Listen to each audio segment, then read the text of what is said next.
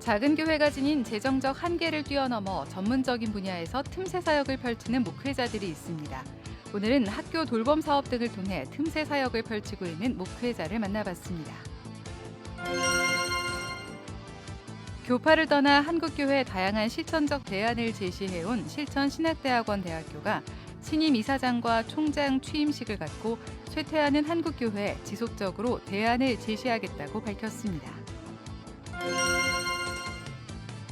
기후위기 시대 환경교육의 필요성이 높아지면서 쉽고 재미있게 환경교육을 진행할 수 있는 방안들이 모색되고 있습니다. 보드게임을 활용한 환경교육 사례를 취재했습니다.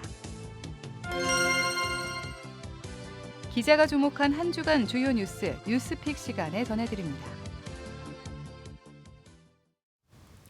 여러분 안녕하십니까? CBS 뉴스입니다. 복음 전도가 쉽지 않은 시대, 작은 교회를 목회하는 동시에 전문적인 분야에서 틈새 사역을 펼치고 있는 목회자들을 어제 소개해드린 바 있는데요. 오늘은 학교 돌봄 사업 등을 통해 틈새 사역을 펼치고 있는 목회자의 이야기를 들어보겠습니다. 이승규 기자입니다. 경기도 시흥에 있는 하늘꿈 도서관. 하늘꿈 교회를 담임하는 이우수 목사의 틈새 목회가 시작된 장소입니다. 이우수 목사는 14년 전 개척할 당시부터 방과 후 공부방을 시작하며 목회의 틈새를 찾아왔습니다. 상가교회라는 한계를 뛰어넘기 위해 목회와 함께 펼칠 수 있는 또 다른 틈새 사역을 주목한 겁니다. 작은 도서관을 운영하면서 지역사회에 필요한 일이 무엇인지 파악한 이우수 목사는 지방자치단체와 공공기관이 진행하는 공모사업에 주목했습니다. 정부와 지자체 예산이 반영된 공모사업의 지원에 선정이 되면 교회 밖에서 의미 있는 사역을 펼칠 수 있다는 생각에서입니다. 교회 개척과 동시에 시작한 도서관 사역을 지방 공모사업과 연계해 열심히 일한 결과 지역사회에도 좋은 소문이 나기 시작했습니다. 이제는 지자체 등에서 이우수 목사에게 사업을 먼저 제안할 정도로 성장했습니다. 이우수 목사는 틈새를 찾는 일이 목회에도 도움이 된다고 말합니다. 교인들과 함께 사업을 진행하기 때문에 공동체의 의식도 높아지고 재정 자립에도 어느 정도 도움이 되기 때문입니다.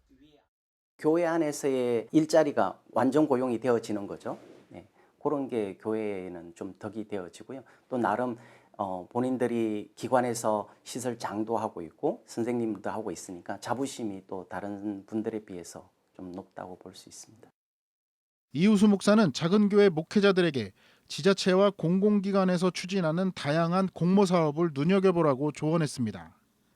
지자체나 공공기관 홈페이지만 잘 살펴봐도 교회가 할 수 있는 일이 무궁무진하다는 겁니다. 하늘꿈 교회 역시 상가교회로 교인 수는 그리 많지 않지만 지역사회에서 의미 있는 일을 충분히 펼치고 있다고 설명했습니다. 각자 목사님들 나름의 재능, 달란트들이 다 갖고 계실 거니까 그 자원을 어떻게 접목을 하고 어떻게 정보를 수집해서 가공을 하고 또 적용을 할까 이거를 계획을 세워보면 답은 있을 거라고 보거든요. 공모에 지원한다고 해서 모두 다 선정되는 건 아니기 때문에 꼼꼼하고 성의 있는 사업 제안서 작성은 필수입니다. 이우수 목사는 공공기관이 진행하는 사업에 선정되기 위해서는 법인의 역할이 필요하다고 말했습니다. 단체 신뢰성을 높이기 위해서라도 법인을 만드는 것이 중요하다는 겁니다. 하늘꿈교회가 속한 대한예수교 장로회 백석총회도 최근 특수사역 세미나를 개최하고 틈새 목회를 펼치는 목회자들을 지원할 수 있는 방안을 강구했습니다. 백석 미래위원회 위원장 온재천 목사는 특히 법인 조직에 어려움을 겪는 작은 교회들을 위해 총회 차원에서 법인협의회를 구성하는 것도 한 방법이라고 말했습니다. 법인을 통해서 수탁을 받고 공모를 해서 사업을 해야 되겠다고 하시는 분들한테 이 협의회가 지원을 해주는 그런 역할을 했으면 좋겠다. 현실에 좌절하지 않고 틈새를 찾아 하나님 나라 확장을 위해 사역하는 목회자들의 앞날이 기대됩니다. CBS 뉴스 이승규입니다. 교파를 떠나 한국교회의 다양한 실천적 대안을 제시해온 실천신학대학원 대학교가 오늘 신임 이사장과 총장 취임식을 가졌는데요. 쇠퇴하는 한국교회에 지속적인 대안을 제시하는 학교가 되겠다는 다짐을 밝혔습니다. 송주열 기자의 보도입니다. 지난 2005년 대학원 중심의 초교파 신학교로 문을 연 실천신학대학원대학교가 개교 20주년을 앞두고 이사장과 총장을 새롭게 맞았습니다. 실천신대는 이번 학교 리더십 교체에 발맞춰 이사진 14명 가운데 10명을 새롭게 교체하기도 했습니다. 이 취임식에서는 박종화 이사장 후임으로 한국기독교 목회자협의회 대표회장을 역임한 김경원 서현교회 원로 목사가 제9대 이사장으로 취임했습니다. 20년의 역사를 이어오면서 많은 이사분들의 또 헌신과 특별히 또 우리 교수님들, 직원들의 헌신이 있어서 오늘의 이런 줄로 믿습니다. 이 학교가 설립된 목적, 한국 교회를 위해서 헌신해야 될 여러 가지 사역들을 잘 감당하리라 믿고 기대를 합니다. 이정익 총장 후임에는 40여 년 동안 신학교육과 선교적 실천을 연구하며 마을 목회에 관심을 쏟아온 노영상 박사가 제7대 총장에 취임했습니다. 노영상 신임 총장은 탈종교화 시대 대안을 제시할 수 있는 실천신학의 요람으로서 한국교회와 세계선교를 위한 인재 양성에 힘쓰겠다는 포부를 밝혔습니다. 오늘과 같이 한국교회와 세계교회가 쇠퇴 일로에 있는 시대에 우리는 우리의 상황을 잘 진단하여 그에 의거 실천적이며 효율적인 처방을 내놓아야 할 것이라고 생각합니다. 또한 기독교의 선교에 대해서도 더 큰 희망을 갖고 전진하는 공교가 되길 소망합니다. 실천신대 김경원 이사장, 노영상 총장 취임식에는 교직원, 학생, 교계 외부 인사 등 200여 명이 참석해 새 출발을 축하했습니다. 지난해 별세한 은중관 초대 총장과 함께 초대 이사장으로 재직한 손인웅 덕수교회 원로 목사는 작지만 내실 있는 학교라며 실천신대를 위해 기도하고 후원해달라고 당부했습니다. CBS 뉴스 송주열입니다. 기후위기 대응이 중요한 과제로 부각되면서 다음 세대 환경 교육의 필요성도 높아지고 있습니다. 교육 현장에서는 보다 쉽고 재미있게 환경 교육을 진행할 수 있는 방안들을 모색하고 있는데요. 기독교 환경교육센터 살림은 보드게임 방식의 교구 제작에 나섰습니다. 한혜인 기자입니다.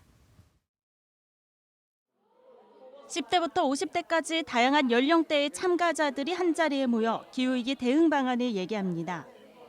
카드에 적힌 내용을 보며 전 세계에서 일어나는 환경 문제와 지속 가능한 해결 방안을 생각해 봅니다. 주사위를 굴릴 때마다 탄성과 환호성이 오가기도 합니다. 무겁게만 느껴졌던 기후위기 문제였지만 참가자들과 웃으며 대화를 나누다 보니 일상 속에서도 기후위기 대응에 동참할 수 있겠다는 자신감도 생깁니다. 보드게임을 좋아하는 친구들이라면 되게 재미있게 참여하고 또 학습 효과도 늘릴 수 있을 것 같습니다. 기독교 환경교육센터 살림이 환경교육 현장에서 필요한 교구를 제작하기 위해 진행하는 보드게임 실습 시간입니다. 재미있게 또 서로가 소통하면서 하나의 공동체로 놀이로 실천해 갈 수 있도록 하는 교구가 개발됐으면 하는 생각에 준비를 했습니다. 참가자들은 팀원들과 함께 교구에 대한 아이디어를 나누고 구체화한 뒤 제작하는 과정까지 참여합니다. 교육 활용도가 높은 경우 실제 보드게임으로 만들어 교육 현장에서 활용하는 것을 목표로 하고 있습니다. 그 시제품을 통해서 전문가의 컨설팅을 통해 한국교회에게 선보일 수 있는 게 몇 개는 좀 나올 수 있도록 해보려고 지금 생각을 하고 있습니다. 실습 참여자들의 아이디어로 만들어진 교구는 검토 과정을 거쳐 대중에게 공개될 예정입니다. CBS 뉴스 한혜인입니다. 예수교 대한성결교회 김만수 신임총회장이 강력한 전도운동을 통한 교단 부흥에 모든 역량을 집중하겠다고 말했습니다. 김만수 신임총회장은 오늘 서울 종로구 예성총회회관에서 기자들과 만나 전도운동의 구체적 방안으로 전국에서 사중복음 부흥회를 개최하겠다고 강조했습니다. 김민수 신임총회장은 또 재개발로 어려움 당하는 교회들이 없도록 재개발위원회를 만들어 대응하겠다고 덧붙였습니다. 예성총회 신임총무로 선출된 권순달 목사는 예성총회가 발전을 위해 교단 살림을 잘 꾸려가겠다며 많은 기도와 관심을 부탁한다고 말했습니다.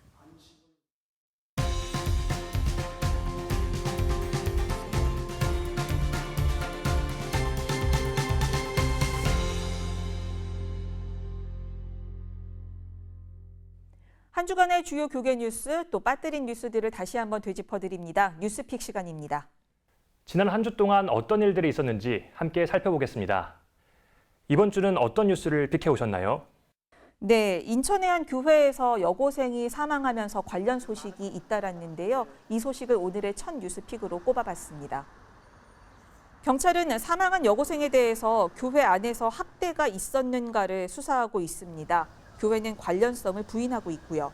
그런데 이 교회, 일반적인 기성교단의 교회가 아닙니다.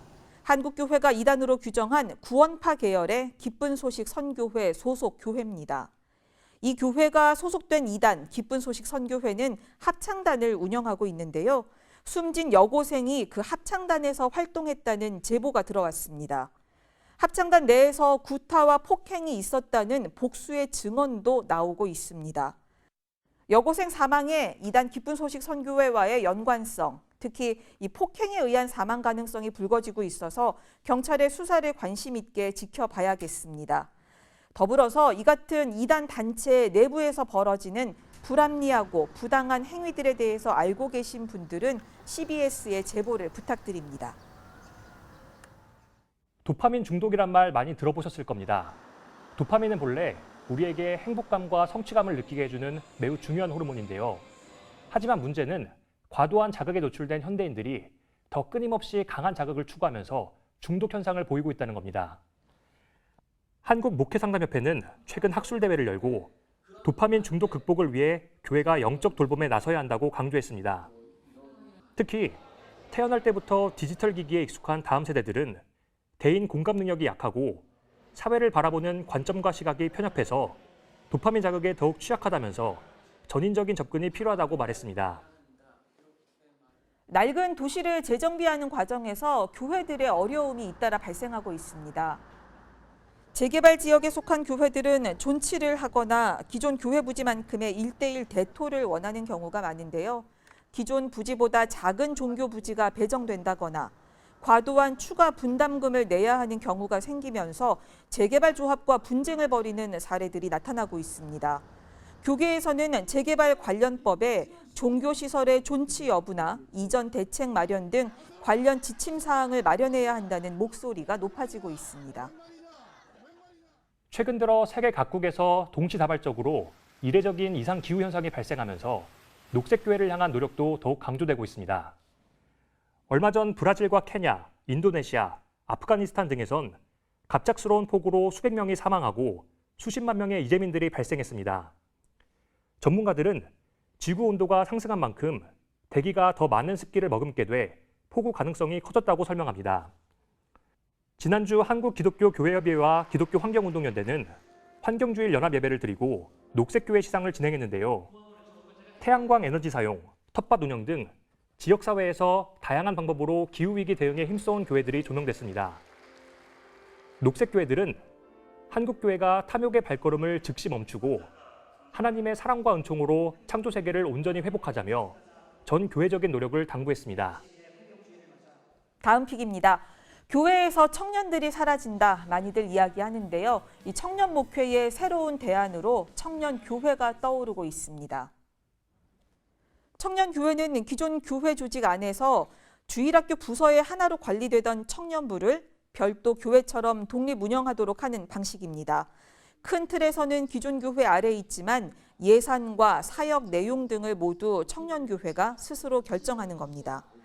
충북 청주에 있는 청북교회의 경우에는 지난 1월에 이 청년부를 청년교회로 독립시켰는데요.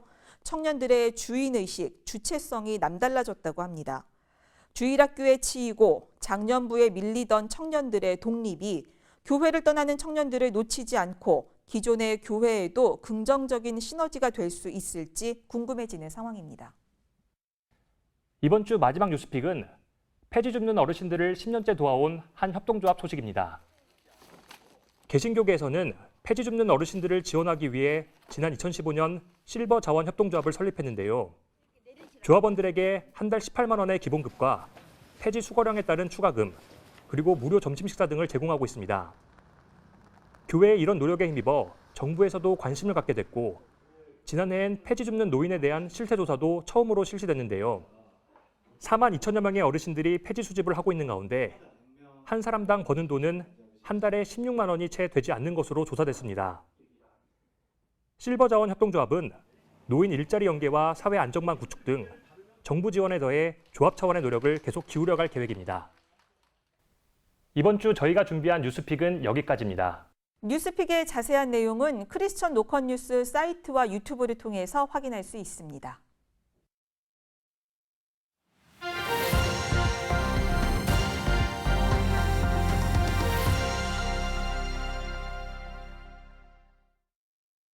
간추린 지역교계 소식입니다. 예장통합총회가 자립대상교회 목회자들을 대상으로 선교대회를 진행했습니다. 순천시 기독교총련합회는 지역 교계 지도자들과 정관계 인사들을 초청해 조찬기도회를 가졌습니다. 예장통합총회가 자립대상교회를 위한 목회자 선교대회를 열었습니다. 위로자가 필요하고 서로 달려가서 안아줄 수 있고 동감해 줄 수 있고 용기를 줄 수 있는 그런 것이 먼저 필요하고요. 실용화된 그런 세미나가 되고 또 돕는 교회들은 그걸 통해서 더욱 위로를 해줄 수 있는 그런 마음들이 일어날 수 있도록 그렇게 하기를 바랍니다. 이번 선교대회엔 자립교회와 미자립교회의 동반성장을 도모하는 2024 교회 동반성장 사업에 대한 강의가 진행됐습니다. 순천시 기독교총련합회가 2024년도 순천시 조찬기도회를 열었습니다. 너희는 세상의 소금이니라를 주제로 열린 조찬기도회엔 지역 교계 지도자들과 순천시장, 지역 국회의원 등 100여 명이 참석했습니다. 다양한 의견, 다양한 색깔들이 있지만 여러 하나님의 선하신 인도를 의지하며 또 하나님을 경외하는 좋은 것이 되도록 또 우리가 함께 기도하며 응원하며 또 우리들의 믿음의 자리를 잘 지켜가는 우리 교교가 되기를 소망합니다. 기도회 참석자들은 한민족 평화와 통일, 순천시의 발전과 복음화를 위해 기도했습니다.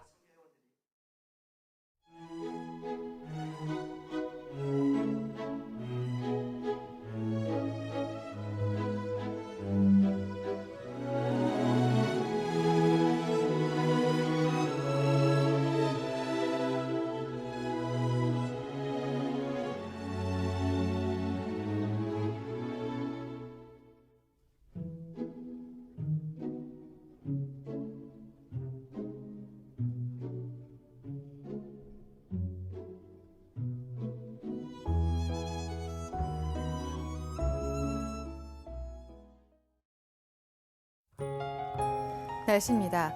내일은 중부지방이 대체로 흐리겠고 남부지방엔 구름이 많겠습니다. 전국 대부분 지역의 낮 기온이 오르며 덥겠지만 강원 영동과 동해안은 20도 내외로 선선하겠습니다. 내일 아침 최저 기온은 13도에서 18도, 낮 최고 기온은 19도에서 27도로 예상됩니다. 이상으로 뉴스를 마칩니다. 시청해주신 여러분 고맙습니다.